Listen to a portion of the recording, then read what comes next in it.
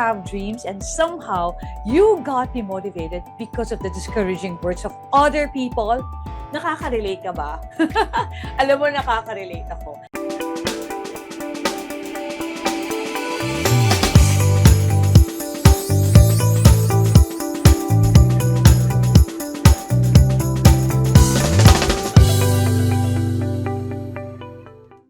Hi there, this is Buddy of Somebody's Voice, your buddy in achieving your dreams and goals so you can make a difference.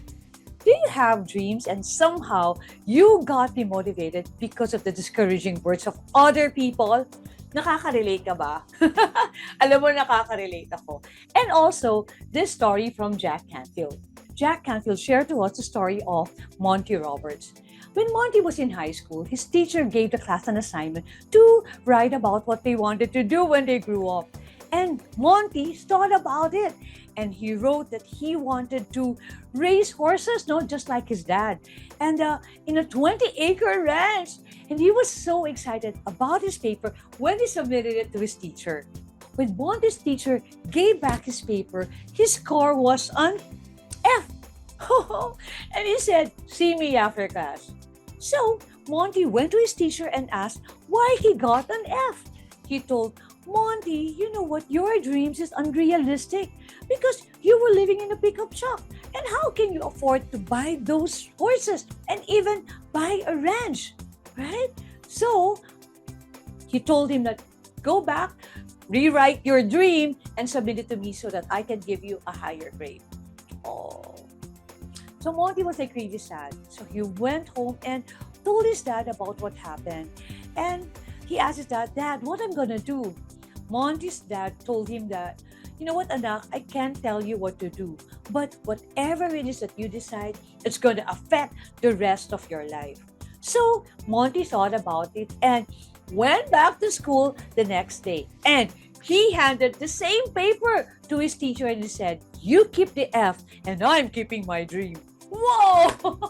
Panalo, di ba? Today, Monty Roberts owns a 154-acre land in California and raises thoroughbred racehorses. The paper that his teacher gave him is now framed in his mansion in California. Whoa! Inspiring story, right? So how did he do it? He decided what he really wanted for his life and he took every step needed to reach that dream. Actually, according to Mark Twain, the secret of getting ahead is getting started. The secret of getting started is breaking your complex, overwhelming task into small, manageable tasks and then start working on the first one. Panalo, di ba? So, we need to get started with our dreams and goals. And sometimes, di ba, we feel overwhelmed with our dreams and we rarely think of the goals as small, attainable tasks. So, my friend, what do we need to do? We need to chunk it down. Yup, one bite at a time. Kapatid, we can stay motivated and focused if you chunk down your goal into manageable chunks.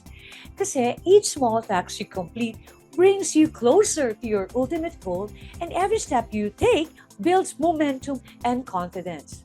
Diba, regardless how big or challenging our goal seems, we can achieve it if we break it down into smaller and more manageable pieces. We can achieve anything if we set our mind into it and we become persistent and have a clear plan of action. Kapatid, let's chunk it down and achieve our dreams and goals. So, how do we do it? Number 1, begin with an end in mind and then look backward. Simple lang, kapatid. You simply visualize, yourself achieving that goal and then look back and imagine how you would have achieved that point of achieving your goal. What is the last thing that you did? And then move on to the next step and then the next and the next until you arrive at the first action you needed to accomplish your goal. So, number 1, begin with an end in mind and look backwards. All right? So, what is that? Number 2 that you need to do? Make a to-do list. These are your daily action items. You know what, kapatid? Write them down and commit to a completion date for each one. Kapatid, this is very important. Schedule them in your calendar. And then, of course, Next is do your MIT. What is your most important task? You know what? Brian Tracy recommends that goal setters identify one of the 5 things that they needed to do every day to complete, no? So that they'll be able to achieve that goal. Tawag niya dito is eat that frog. Ooh! You know what? We have to stop procrastinating and get more done in less time. That is your MIT. It's your frog, the ugliest and the biggest frog. Sabi nga niya, you should eat that frog and get rid of it.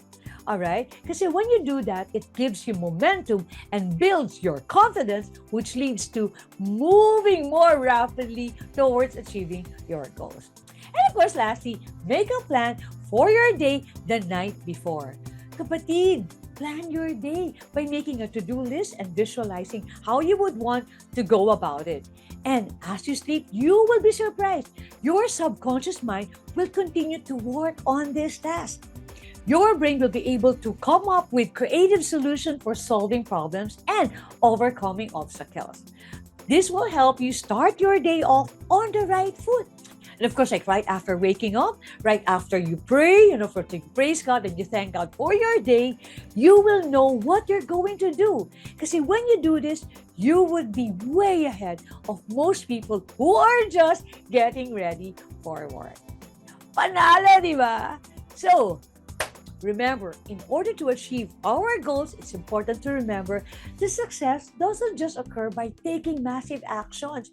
Nako, maniwala kayo sa akin. I've been so overwhelmed and I've been so disappointed kasi I have never reached my goals yet, right? It's important for us to remember that to take small, consistent steps toward your goal each day. The best way to do this is to chunk it down. Break your next step into smaller, more manageable tasks that you can complete one by one. All right? So this is what I want you to do. Write down your top 3 goals for this year. And of course, write down at least 10 action steps for each of your goals. And what's the immediate action you can already take? They say that if you get inspired to do something and you didn't do anything within 24 hours, nako, chances are you'll never take action. So, kapatid, commit to take an immediate action in achieving your goals.